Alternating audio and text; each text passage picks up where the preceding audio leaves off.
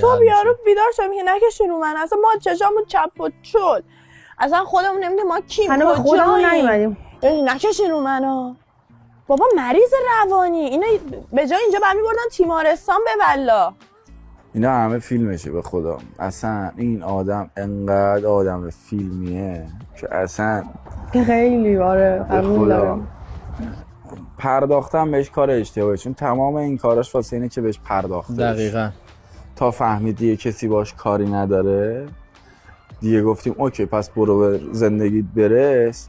استرس تمام زندگیشو گرفت. دیشب گوششو تیز کرده و ببینه ما چی میگیم که امروز استفاده کنه. مطمئن باش، حالا نگاه کن که گفتم جلو این حرف نزنی. اگه یادو من حالت تعهد گرفتم روش بالا آوردم نرماله. وقتی خودش هم اعتراف کرده، بارها گفته دوست دارم با هیت بیام بالا.